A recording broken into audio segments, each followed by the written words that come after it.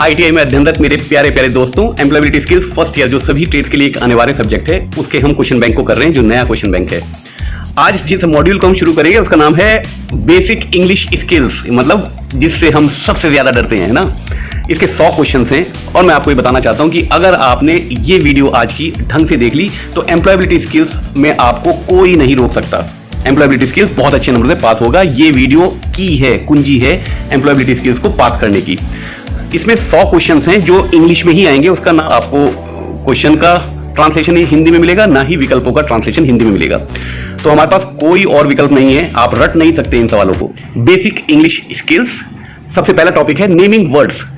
हमारे सेंटेंसेस में जो संज्ञा होती है ना, जिसको हम हिंदी में संज्ञा कहते हैं, उसको इंग्लिश में हम क्या कहते हैं? नाउन। और नाउन को ही हम नेमिंग वर्ड्स कहते हैं। ये जो वर्ड्स होते हैं ये किसी व्यक्ति, स्थान या किसी वस्तु के नाम को प्रदर्शित करता है, उसको हम नाउन कहते हैं। संज्ञा की भी तो यही परिभाषा है ना। पहला क्वेश्चन है, इंग्लिश इज अ रिक्त स्थान लैंग्वेज। अंग्रेजी एक डैश भाषा है। कौन सी भाषा है भाई? या तो विदेशी भाषा है या ये कॉमन भाषा है, मतलब पूरे विश्व में बोली जाने वाली सबसे ज्यादा अंग्रेजी ही है ना। मैंने हिंदी में ये क्वेश्चन लिख दिए भाई, ये हिंदी में नहीं आएंगे। वो तो कुछ क्वेश्चंस मैंने हिंदी में ऐसे लिख दिए ताकि आप लोगों को डर ना लगे। तो कॉमन भाषा है ये, डे वाली भाषा। ऐसा नहीं है कि इंग्लिश को सिर्फ दिन दिन में बोलते हैं, रात को नहीं बोलते। तो तीसरा ऑप्शन नाइट वाला भी गलत हो जाता है। हाँ, नाइट में कुछ लोग बोलते हैं पी के मैंने सुना है पीने के बाद लोगों की इंग्लिश निकलने लगती है, वो अलग बात है। पर इसका सबसे सही आंसर है common. English is a common language. पूरे विश्व में ये एक कॉमन संचार की भाषा के तौर पे इस्तेमाल की जाती है। Question number 2, using internet is easy if we learn. यदि हम रिक्त स्थान सीख लें तो इंटरनेट का उपयोग करना आसान हो जाता है। आपने कभी भी इंटरनेट यूज करा हो, जैसे यूट्यूब वगैरह, उसमें बहुत सारी चीजें इंग्लिश में होती हैं। हालांकि आप कई साइट ऐसी होती हैं जिसमें आप हिंदी वर्जन खोल सकते हो, जैसे भारत स्किल्स में आप अपनी लैंग्वेज इंग्लिश या हिंदी चूज कर सकते हो। पर फिर भी ये सारे साइट्स पे और सारे पोर्टल पर ये फैसिलिटीज उपलब्ध नहीं है। इंग्लिश में आपको हर साइट मिलेगी, इसलिए आंसर इसका इंग्लिश है। बाकी आंसर इसलिए गलत हो जाते हैं। इंटरनेट यूज करना है तो उससे स्पोर्ट्स का क्या मतलब है, गणित का क्या मतलब है और साइंस का क्या मतलब है? इंटरनेट यूज करना आसान हो जाएगा अगर आपको इंग्लिश आती हो। Question number 3, we can learn English by. आपको ये अगर हिंदी में ना दिया होता तो ये समझ नहीं आ रहा सवाल क्या कह रहे हैं। We can learn English by, हम इंग्लिश कैसे सीख सकते हैं? नीचे विकल्प देख लेते हैं। कुकिंग आप नहीं जानते किसको कहते हैं? खाना पकाते हुए आप इंग्लिश सीखोगे क्या? प्लेइंग, खेलना, क्या खेलते हुए इंग्लिश सीखोगे? रीडिंग न्यूज़पेपर, यस, अगर इंग्लिश का न्यूज़पेपर आप पढ़ेंगे तो आप इंग्लिश में बेहतर हो जाएंगे, क्योंकि डिक्शनरी साथ रखना। कोई वर्ड ये समझ नहीं आ रहा, डिक्शनरी में देख लो उसका हिंदी का क्या मतलब है। तो ऐसे आपकी इंग्लिश इंप्रूव हो सकती है। नन आंसर कभी नहीं होता, आंसर सी सही है। Question number 4, Tom tries to read the name boards, advertisements and posters that are in English. This helps him to. Tom नाम का एक व्यक्ति है, वो कोशिश करता है जो बोर्ड लिखे रहते हैं इंग्लिश में, या कोई एडवर्टीजमेंट यानी कि विज्ञापन इंग्लिश में लिखा रहता है, या कोई पोस्टर इंग्लिश में है, उन्हें पढ़ने की कोशिश करता है। ये उसकी किस में मदद करता है? खेलने में तो मदद नहीं कर सकता, पहला ऑप्शन गलत है। दोस्त बनाने में मदद नहीं कर सकता, दूसरा ऑप्शन गलत है। देखने में मदद नहीं कर सकता, उसकी आंखें थोड़ी सुधर जाएंगी वो तो इंग्लिश वाला पोस्टर ना पढ़े, हिंदी वाला पढ़ ले, तब भी आंखों के सुधरने ना सुधरने से कोई इसका मतलब नहीं है। इंप्रूव हिज इंग्लिश, उसकी अंग्रेजी सुधर जाएगी अगर वो इंग्लिश में लिखे हुए एडवर्टीजमेंट, पोस्टर्स और बोर्ड, साइन बोर्ड पढ़ना शुरू करे तो, है ना। क्वेश्चन नंबर 5 है, when people from different states countries meet officially. Different state आप जानते हैं, अलग अलग प्रदेशों से, जैसे कोई तमिलनाडु का आपसे साउथ इंडियन, वो अपनी भाषा जानता है, आप हिंदी जानते हैं। या कोई दूसरी कंट्री का व्यक्ति, कोई जर्मनी का आ गया, उसको या तो जर्मनी आती है, हिंदी नहीं आती, आपको जर्मन नहीं आती है। तो जब ऑफिशियली यानी कि व्यावसायिक किसी कार्यों के लिए मिलते हैं, और मिलते हैं ऐसे, तो रिक्त स्थान is commonly use language to communicate with each other. तो कौन सी ऐसी लैंग्वेज है जो कॉमनली यूज होती है? वो इंग्लिश है, क्योंकि हमें भी इंग्लिश थोड़ी बहुत आती है और जर्मन वालों को भी इंग्लिश थोड़ी बहुत आती है, तो हमारा संचार हो जाता है। ठीक है, इसमें आंसर इंग्लिश है। क्वेश्चन नंबर 6 है, words that are used to name people, places, animals and things are. वो शब्द जो किसी व्यक्ति का नाम हो, किसी जगह का नाम हो, किसी जानवर का नाम हो, या किसी वस्तु का नाम हो, उसको हम क्या कहते हैं? नाउन कहते हैं ना। और नाउन को ही हम नेमिंग वर्ड्स कहते हैं। सवाल आसान था ना, आंसर सी सही है। 7वां क्वेश्चन है, naming words are also called as. अभी तो बताया, नेमिंग वर्ड को क्या कहते हैं? हम नाउन कहते हैं। नेमिंग वर्ड हम नाउन को कहते हैं। एक्शन वर्ड हम वर्ब को कहते हैं, जिसको क्रिया कहते हैं। एक्शन मतलब कुछ होता हुआ प्रतीत हो रहा है, क्रिया का भी वही मतलब है, और उसको इंग्लिश में वर्ब भी कहते हैं। तो वर्ब लिखा हो तो वो एक्शन वर्ब है, नाउन लिखा हो तो वो नेमिंग वर्ड है, और अगर कोई नाउन की विशेषता बता रहा हो उसे हम इंग्लिश में एडजेक्टिव कहते हैं, संज्ञा की विशेषता बताता है, उसको हम डिस्क्राइबिंग वर्ड भी कहते हैं इंग्लिश में। बस ये 3 चीजें समझ लेना, नाउन को नेमिंग वर्ड्स, वर्ब को एक्शन वर्ड और एडजेक्टिव को डिस्क्राइबिंग वर्ड। ठीक है। क्वेश्चन नंबर 8 है bats fly during the night. Bats किसको कहते हैं? चमगादड़ों को। लिखा है चमगादड़ रात को उड़ती हैं। ठीक है। इन this sentence the word bat is, bat क्या है इसमें? अ बोरिंग वर्ड, बोर हो रहा है, बैट का नाम सुन के आपको बोरियत आ रही है? ऐसा तो कोई नहीं आ रहा। बैट उड़ रही है, तो उड़ने से तो क्रिया का भाव आ रहा है, एक्शन आ रहा है। एक्शन मतलब कुछ हो रहा है, उड़ना हो रहा है, फ्लाई एक्शन वर्ड है। बैट एक्शन वर्ड नहीं है। बैट क्या है? नाउन है, वो किसी जानवर का नाम है ना, चिड़िया का, अरे पता नहीं वो चिड़िया या जानवर है जो भी है, पर वो क्या है? आपका नेमिंग वर्ड है, वो 4th आंसर है। देखो इंग्लिश इतनी मुश्किल नहीं है, अगर आप डरोगे नहीं ना तो मतलब निकल के आ जाएगा और नीचे के विकल्पों में आसानी से आपको मिल जाएगा सही उत्तर। क्वेश्चन नंबर 9 है Ram was asked to measure his cupboard, it was 4 feet tall, here feet means. अरे राम नाम का कोई व्यक्ति है, उसको अपनी अलमीरा को नापने के लिए कहा गया, उसने जब नापा तो पाया कि अलमीरा 4 feet टॉल है, लंबी है। इसे पूछ रहे हैं फिट क्या चीज है? टेस्ट, स्वाद है? स्वाद है क्या? हैंड भी नहीं है, हैंड को फिट कहते हैं क्या? हाँ, लेग को फुट और फिट कहते हैं, पर अलमीरा को नापते हुए पैरों से थोड़ा नापा होगा, इंचटेज से नापा होगा। ये फिट जो है मेजरमेंट है, लंबाई है उसकी, साफ तो दिखाई दे रहा है उसकी लंबाई, यानी कि टॉल वो कितनी है? 4 feet है। तो यहां पर क्या आंसर सही हो जाएगा? फिट क्या है? मेजरमेंट है, आपका पैर नहीं है, हाथ नहीं है और आपका स्वाद भी नहीं है। वो कितना तो आसान क्वेश्चन है, डरना मत दोस्तों, इसमें तो कोई गलत नहीं होना चाहिए। क्वेश्चन नंबर 10 है जॉन वॉज ट्रेवलिंग बाय बस इन हिज विलेज। जॉन नाम का कोई व्यक्ति बस से ट्रेवल कर रहा था, अपने गांव जा रहा था बस से बैठ के। इस लाइन में कोई दिक्कत है किसी को? सब समझ में आ रहा है ना? He noted the names of places that he could see on his journey. उसने गौर किया कि एक बोर्ड पर बहुत सारे नाम लिखे हुए हैं जो रास्ते में पड़ेंगे। अरे जैसे आप दिल्ली से मुंबई जा रहे हो तो रास्ते में पड़ने वाले बहुत सारे स्टेशन आपको मिलेंगे ना। स्टेशन पे अनाउंसमेंट भी देखा होगा आपने, दिल्ली से चलकर इस स्टेशन से होकर मुंबई पहुंचने वाली जो रेल है वो प्लेटफॉर्म नंबर 2 पर आ रही है। तो बीच में कौन कौन से स्टेशन पड़ेंगे वो भी जॉन को पता चल गया। What is these word called? जो शहरों के नाम जो बीच बीच में पड़ेंगे, उन जगहों के नाम, उनको क्या कहेंगे? उनको नेमिंग वर्ड कहेंगे यार। हिज नहीं कह सकते, दैट नहीं कह सकते, सी नहीं कह सकते। वो जगहों के नाम हैं, यानी कि संज्ञाएं हैं, उन्हीं को हम नाउन कहते हैं और नाउन को ही हम नेमिंग वर्ड्स कहते हैं। बिल्कुल सिंपल।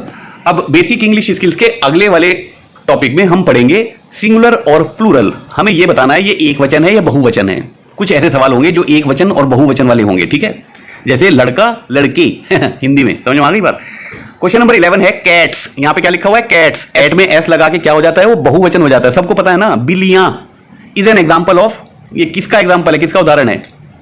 प्लूरल आंसर सही है, बहुवचन है ये, सिंगुलर ये नहीं है। और अपोजिट हमें क्या पता कि वो मादा बिल्ली का अपोजिट जो है वो पुरुष बिल्ली पूछ रहा है, तो अपोजिट मतलब स्त्रीलिंग और पुल्लिंग वाली बात हो रही है। तो इसका आंसर क्या हो गया? कैट्स किस चीज का उदाहरण है? प्लूरल का, क्योंकि बहुवचन है। कैट लिखा होता तो सिंगुलर आंसर हो जाता, एक वचन। 12th question, singular naming words are used when रिक्त स्थान पर्सन प्लेस और थिंग्स इज प्रेजेंट। एक वचन, सिंगुलर मतलब एक वचन, कहां इस्तेमाल होता है? जहां पर कोई व्यक्ति या कोई जगह या कोई वस्तु कितनी हो। अरे एक होगी तभी हम उसको एक वचन कहेंगे, बहुवचन में कई हो सकती हैं। तो पहला जो मैनी लिखा हुआ है आंसर, मैनी मतलब बहुत सारे, वो आंसर नहीं हो सकता। फ्यू, फ्यू भी कुछ, कुछ भी एक से ज्यादा होता है। एक नहीं, एक को कुछ नहीं कहते हम, कुछ होते हैं थोड़े कम लेकिन एक से ज्यादा, उनको हम फ्यू कहते हैं, कुछ। वन इसका आंसर सही है और नन आंसर कभी नहीं होता है। Question number 13, plural form of child is. Child होता है बच्चा, और बच्चों को क्या कहते हैं? हम सब जानते हो, चाइल्ड्स नहीं कहते उसको, क्या कहते हैं? चिल्ड्रन। पर्सन नहीं कहते बच्चों को पर्सन नहीं कहते इंग्लिश में, पर्सन कहते हैं व्यक्ति को। इन्फेंट कहते हैं बहुत शिशु को, जो अभी अभी पैदा हुआ है उस शिशु को इन्फेंट कहते हैं। किड कहते हैं छोटे बच्चे को, चाइल्ड भी छोटे बच्चे को कहते हैं। लेकिन हमसे तो चाइल्ड की प्लूरल फॉर्म पूछी जा रही है, बहुवचन पूछा जा रहा है। चाइल्ड के बहुवचन को कहते हैं हम चिल्ड्रन। आंसर डी सही है। क्वेश्चन नंबर 14, और देखो दोस्तों, इन सब चीजों को रटने की जरूरत नहीं है, मैं आपको फिर कह रहा हूं, वहां सवाल आएगा उसको गौर से पढ़ना, बिना डरे, खुले दिमाग से। आप सारी इंग्लिश जानते हो, बिलीव मी, आप इंग्लिश से डरना बंद करोगे तो ही आप इंग्लिश में महारत हासिल कर पाओगे। Question number 14, a child was working in the computer lab which had many computers. The word computers is in the dash form. लिखा है चाइल्ड एक कंप्यूटर लैब में काम कर रहा था जहां पर बहुत सारे कंप्यूटर्स रखे हुए हैं, एस लगा हुआ है ना कंप्यूटर्स में। तो यहां पर पूछा जा रहा है कंप्यूटर्स कौन सी फॉर्म में है, अरे प्लूरल फॉर्म में है। आंसर कोई और आंसर देखने की जरूरत ही नहीं है, आंसर देखो प्लूरल कहां लिखा हुआ है। लेस इसका आंसर नहीं हो सकता, मिनिमम इसका आंसर नहीं हो सकता, मैक्सिमम इसका आंसर नहीं हो सकता। अब कंप्यूटर्स लिखा हुआ है तो उसकी फॉर्म क्या है, प्लूरल, बहुवचनों में लिखा हुआ है, क्योंकि लैब में बहुत सारे कंप्यूटर रखे हुए हैं। एक कंप्यूटर की बात नहीं हो रही है, एक कंप्यूटर लिखा होता, कंप्यूटर लिखा होता खाली, कंप्यूटर्स ना लिखा होता, एस ना लगा होता, तब ये सिंगुलर हो जाता, लेकिन सिंगुलर तो आंसर ही नहीं है। समझ गए ना? हाँ। अगला क्वेश्चन है 15। Vinay visited the dentist because he was suffering from toothache. Vinay दांतों के चिकित्सक के पास गया क्योंकि उसके दांत में दर्द हो रहा था। एक जो लिखा हुआ है ACHE, इसको एक कहते हैं। हेडेक आपने सुना होगा ना, हेडेक, हेडेक मतलब सिर में दर्द। इसी तरह टूथ एक मतलब दांत में दर्द। ओके, तो दांत में दर्द होगा तो हम कहां जाएंगे, दंत चिकित्सक के पास, ठीक है। Dentist treats our teeth problem in this sentence which is the plural word. Dentist हमारे दांतों की प्रॉब्लम को सॉल्व करता है। इसमें टीथ जो लिखा है ये है प्लूरल वर्ड। वही पूछ रहे हैं कि इस पूरे सेंटेंस में प्लूरल वर्ड कौन सा लिखा हुआ है, वो है टीथ। नीचे वाले ऑप्शन भी देख लो, टूथ नहीं हो सकता, टूथ सिंगुलर वर्ड है, विनय भी एक ही वचन है और डेंटिस्ट भी एक ही वचन है। डेंटिस्ट लिखा होता, एस लगा होता, तब कंफ्यूजन हो सकता था। इस क्वेश्चन में कंफ्यूजन की कोई गुंजाइश नहीं है। बाकी तीनों ऑप्शन एक वचन है। टूथ भी एक दांत को कहते हैं, विनय किसी एक लड़के का नाम होगा और डेंटिस्ट कोई एक दंत चिकित्सक होगा। अगला हमारा टॉपिक है प्रोनाउन, जिसको इंग्लिश में हम प्रोनाउन कहते हैं और हिंदी में हम उसको सर्वनाम कहते हैं। सर्वनाम जो संज्ञाओं की जगह प्रयोग किया जा सके। Pronouns example he, she, her can be used in place of. ये किसकी जगह इस्तेमाल होते हैं, प्रोनाउन किसकी जगह इस्तेमाल होते हैं, अरे संज्ञा की जगह इस्तेमाल होते हैं ना। और संज्ञा को इंग्लिश में क्या कहते हैं, या तो नाउन कहते हैं या नेमिंग वर्ड्स कहते हैं। देखो आंसर कहां है, नेमिंग वर्ड्स आंसर सही है। Question number 17, they is used when we want to refer to. ये जो दे शब्द है ये कहां इस्तेमाल होता है, हम किनको संबोधित करना चाह रहे हैं, ही। अरे दे का मतलब बहुत सारे हैं, दे मतलब बहुत सारे, ही मतलब एक। तो दे ही की जगह तो यूज नहीं हो सकता, शी की जगह भी यूज नहीं हो सकता, क्योंकि शी का मतलब एक कन्या या एक महिला। मैनी पीपल इसका आंसर है। दे हम जब कहते हैं तो हमारा मतलब है बहुत सारे व्यक्ति, वे बहुत सारे व्यक्ति, मैनी पीपल। आर की जगह ये इस्तेमाल नहीं होगा ना, और तो हम लोग हुए। दे मतलब वे लोग, मैनी पीपल। तो सी आंसर सबसे सही है, सबसे सही नहीं, बिल्कुल सही है। Question number 18, the pronoun I is use for. I होता है मेरे लिए, मी, माई सेल्फ। आंसर देख लो कहां है, मैनी के लिए नहीं होता, माई सेल्फ होता है। अदर नहीं हो सकता, दैट नहीं हो सकता। आंसर बी सही है। आई मतलब माई सेल्फ, मी मतलब ये मेरे लिए इस्तेमाल होगा। आई हम हमेशा अपने लिए इस्तेमाल करते हैं ना। Question number 19, Ramesh is working in Chennai, रिक्त स्थान likes the office environment. Ramesh Chennai एक जगह का नाम है जिसको हम मद्रास भी कहते थे पहले। रमेश मद्रास में एक ऑफिस में काम करता है। अगली लाइन लिखी है फुल स्टॉप के बाद, रिक्त स्थान likes the office environment. Ramesh की बात हो रही है तो रमेश की जगह किसी प्रोनाउन को यूज करना है, तो रमेश के लिए कौन सा प्रोनाउन आएगा, ही। आंसर ए सही है। इट नहीं हो सकता, इट आता है या तो निर्जीव वस्तुओं के लिए हम इस प्रोनाउन को यूज करते हैं और या फिर जानवरों के लिए हम इस्तेमाल करते हैं। दैट आंसर नहीं हो सकता, वॉट आंसर नहीं हो सकता। Question number 20, Sita and I R friends. Sita और मैं दोस्त हैं। रिक्त स्थान स्टेज इन गांधी बाजार।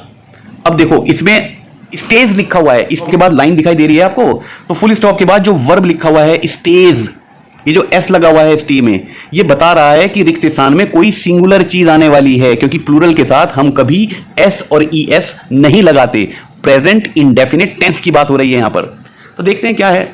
शी अकेला एक आंसर ऐसा है जो सिंगुलर यानी कि सीता की बात बता रहा है। सीता की जगह प्रयोग होने वाला नाउन शी है, सिंगुलर सीता की बात हो रही है। अब ये लाइन सेंटेंस बिल्कुल सही हो जाता है। Sita and I R friend, Sita और मैं दोस्त हैं। शी स्टेज इन गांधी बाजार, और वह यानी कि सीता गांधी बाजार में रहती है। अब बेसिक इंग्लिश स्किल मॉड्यूल में ही अगला टॉपिक आया एक्शन वर्ड्स। एक्शन वर्ड्स किसको कहते हैं हम, क्रियाओं को, जिसको इंग्लिश में वर्ब भी कहते हैं। कोई ऐसा शब्द जिससे कुछ होना प्रतीत हो रहा हो उसको हम वर्ब कहते हैं, एक्शन वर्ड कहते हैं, या हिंदी में उसको क्रिया कहते हैं।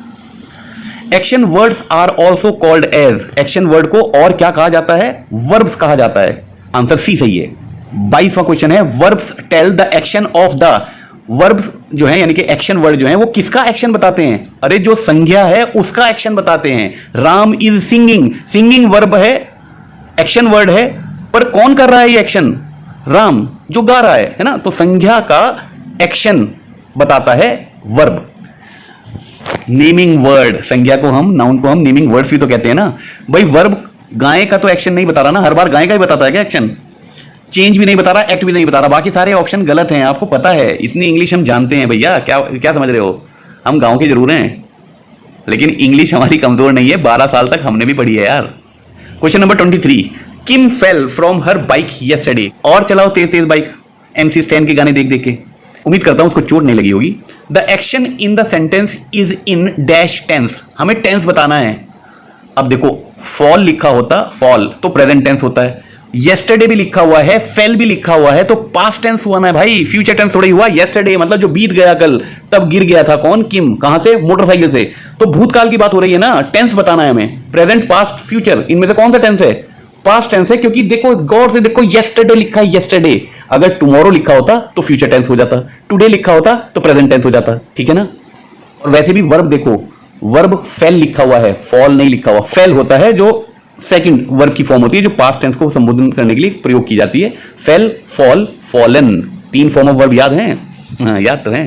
Question number 24, it is going to be a sunny day tomorrow. Tomorrow लिखा है तो फ्यूचर टेंस की बात हो रही है ना, आने वाला कल, आने वाला कल दिन में सूरज चमकेगा। The action in this sentence is in कौन से टेंस में लिखा हुआ है, ये पूछ रहे हैं, टेंस पूछ रहे हैं दोबारा।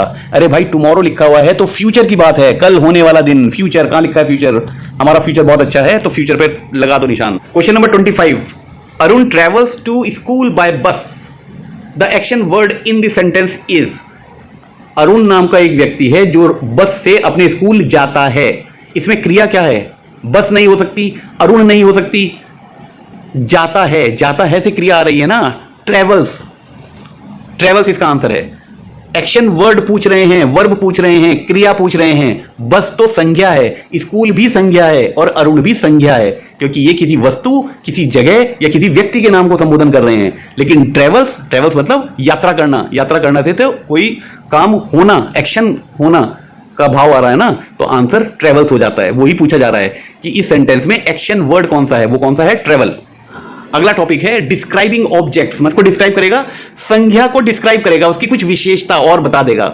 जैसे रेड रोज, रोज तो आपकी संज्ञा है क्योंकि फूल का नाम है, रोज एक फूल को कहते हैं ना, लेकिन वो लाल वाला फूल है, तो लाल जो रंग है वो फूल को डिस्क्राइब कर रहा है कि उसकी कुछ विशेषता बता रहा है। या ब्यूटीफुल फ्लावर, खूबसूरत फ्लावर तो सारे ही होते हैं लेकिन ये बहुत खूबसूरत भी है, तो उस फ्लावर की विशेषता बताई जा रही है। तो ये जो कुछ शब्द होते हैं जो संज्ञा की विशेषता बताते हैं, इसको हिंदी में विशेषण कहते हैं, इंग्लिश में इनको एडजेक्टिव कहते हैं और इनको डिस्क्राइबिंग वर्ड्स भी कहते हैं।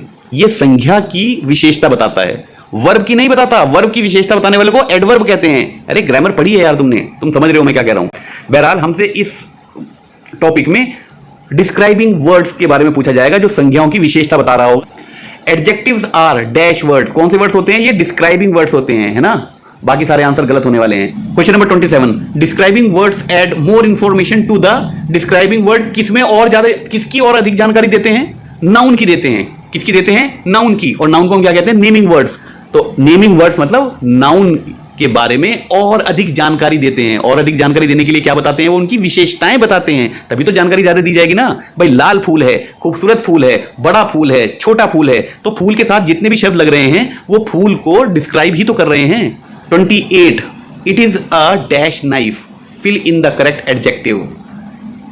एडजेक्टिव बताना है, चक्कू की बात हो रही है। अरे नाइफ जानते हो, चक्कू। अब चक्कू के लिए कोई विशेषता बताने वाला, चक्कू की विशेषता बताने वाला नीचे कोई शब्द होगा। अब चक्कू कैसा हो सकता है? शार्प हो सकता है ना, तेज, उसकी धार बड़ी तेज होगी, तो तेज आंसर सही हो गया। दिस एंड देयर ये आंसर हो ही नहीं सकते। तो चक्कू की अगर कोई विशेषता हो सकती है, क्या हो सकती है? शार्प। और एडजेक्टिव विशेषता ही तो बताता है, जिसको हम डिस्क्राइबिंग वर्ड्स भी कहते हैं। Question number 29, the sea is blue. आज ब्लू है पानी पानी, याद है वो गाना, यो हनी सिंह, है ना, उसी गाने पे सवाल आ गया है। द सी इज ब्लू, समुद्र नीला है। समुद्र क्या हुआ? नाउन हुआ, क्योंकि वो किसी वस्तु का नाम है। समुद्र कोई चीज है ना, कोई वस्तु है, और वो नीले रंग का है, क्योंकि समुद्र काले रंग का भी होता है, मटमैले रंग का, और हरे रंग का भी होता है, पर ये वाला समुद्र नीले रंग का है। तो समुद्र की विशेषता क्या हुई कि वो नीले रंग का है। नीला क्या हुआ यहां पर? Adjective. In this sentence dash is an adjective. हमें ये बताना है इस सेंटेंस में एडजेक्टिव क्या है। अरे ब्लू है यार, आज ब्लू है पानी पानी, तो ब्लू एडजेक्टिव हुआ। सी नाउन हुआ, द आर्टिकल हुआ, इज भी आर्टिकल होता है। आर्टिकल बाद में पढ़ेंगे। अभी अगले क्वेश्चन पे चलो। Arjun field water into a large pot. एक पॉट कहते हैं घड़े को, लार्ज कहते हैं बड़े से घड़े में। तो लार्ज क्या हो गया, उस पॉट की विशेषता बता रहा है कि वो बड़ा वाला घड़ा है। तो ठीक है, अर्जुन ने पानी भरा एक बड़े से घड़े में। इन this sentence the describing word is, क्या है डिस्क्राइबिंग वर्ड, कौन सा डिस्क्राइब कर रहा है, पॉट को लार्ज, ये डिस्क्राइबिंग वर्ड है आपका। अर्जुन तो संज्ञा है, उसे विश्लेषण नहीं कह सकते। वाटर भी संज्ञा है, और नन तो आंसर होता ही नहीं है ना, तो आंसर गलत कैसे हो सकता है हमारा। बस आज ये 30 क्वेश्चन ही कर लो बच्चों एक दिन में। कहीं ऐसा ना हो कि तुम मेरे से भी ज्यादा बड़े अंग्रेज बन जाओ एक दिन में इतनी अंग्रेजी सही नहीं है, ठीक है, कहीं ऐसा ना हो दिमाग में शॉर्ट सर्किट हो जाए। इसकी जरा प्रैक्टिस कर लेना इन 30 सवालों की। एक बार दोबारा इस वीडियो को देखना चाहो दोबारा देख लो। वैसे इस वीडियो के डिस्क्रिप्शन में आपको इस पूरे क्वेश्चन बैंक का जो नया पीडीएफ है उसका टेस्ट का लिंक मिल जाएगा। तो इस वाले सेक्शन को जाके इन 30 सवालों को एक बार खुद अपने आप करके देख लेना बच्चों, आपको अच्छा लगेगा और रटने की जरूरत नहीं है। आपके इम्तिहान अच्छे होने वाले हैं, बिलीव मी। इंग्लिश आपकी इतनी बेकार नहीं है जितनी बेकार आपको लगता है कि है। Thank you very much for watching this video. Stay tuned for the next video. अगली वीडियो की प्रतीक्षा करें। इस वीडियो को देखने के लिए आपका बहुत बहुत धन्यवाद। खुश रहें, स्वस्थ रहें।